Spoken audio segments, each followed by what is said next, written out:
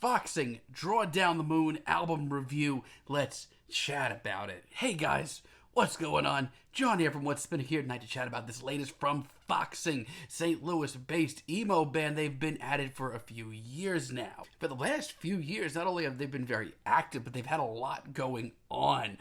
People were super drawn to their debut album, Albatross, and even though I wasn't blown away by it, I saw tons of merit in it. It blended post-rock and chamber pop and progressive rock and math rock as well as emo very solidly. Like right off the bat, nothing seemed forced. It just sounded right. However, for me personally, I was a little iffy on some of the songwriting. For me, I thought their follow-up album, Dealer, was a lot more enjoyable. It was dreamier, it was even more fluid, and most importantly, I thought the songwriting was better. I mean, tracks like Night Channels, they're killer tune.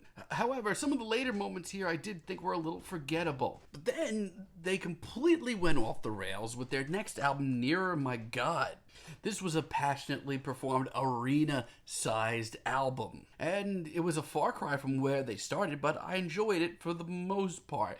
Now, this new album, what's going on here? This album, leading up to this, Foxy have dropped some of the worst rock singles I've heard all year. It's not all bad. I mean, there are some solid moments. I think the intro to this album, 737, is pretty nice, pretty warm. While I was initially turned off by a lot of the singles leading up to this track as an intro, it soothed my soul a little bit. It's really pleasant, it's really airy, and lyrically I really enjoy it too. It's actually pretty gorgeous. It's a little clean compared to their early stuff, and it doesn't have nearly as enough influences, but still very solid. Now, there is a lot of genuine garbage on this album, but Go Down Together is not one of them. I actually think this track is pretty great for a more clean sort of art rock track. It's bubbly, it's passionate, and it's pretty quirky too. If I heard more personality like this, I wouldn't hate on this album as much as I do. It is pretty hard to classify, though. There is some art rock in there,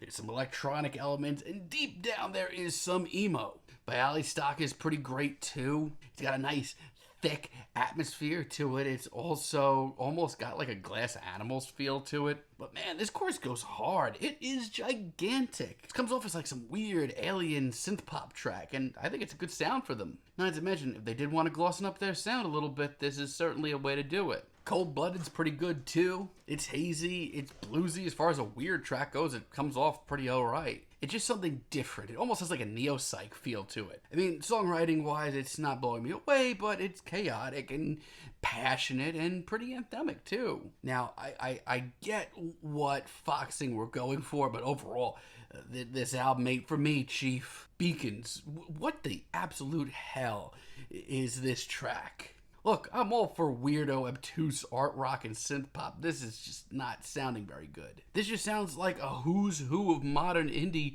trying to get weird but falling on their face. I'm not into the production, and I'm not into the performances here. Title track, Draw Down the Moon, it's not much better. Not for nothing, I just feel like this just sounds so forced. Even if some of the vocals on the hook are on the more emotional side, like, I get what Foxy are going for, it didn't work for me, and this album is not for me. And Where the Lightning Strikes Twice, I've been avoiding this track like the plague since it dropped. I mean, if you like ultra glossy indie pop with no edge to it whatsoever, dive right in. I mean, not that there's anything wrong with that. There's some pretty decent ultra glossy indie pop out there, but this is just emotionless. What happened to this band? And at least we found the floor. I don't know, this is just too little too late. Out of nowhere, in this deeply electronic art pop record, they try and be this quaint little folk band and just fall flat on their faces. This has no heart, no passion in sight, and is honestly a lot of what bores me about modern indie music.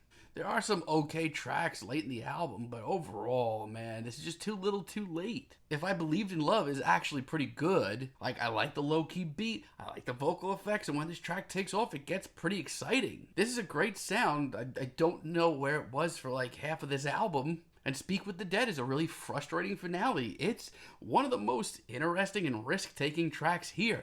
This sounds like the band that was piquing my interest a few years ago, glossened up a little bit. This is where this album should have been. I mean, after the arena-sized Near My God album, I really didn't know where Foxing was going to go, but I didn't think that they were going to play it this safe. They sound like every other art pop and indie pop band with this album, and for most of it, they are not impressing me at all. As a matter of fact, they're sounding really safe and on the rails. I don't really know what happened to this band. Yes, there are some tracks that make me think maybe I've been a little bit too harsh on this album. There are some decent hooks. When they focus, they can be very exciting, but overall, this is very flat.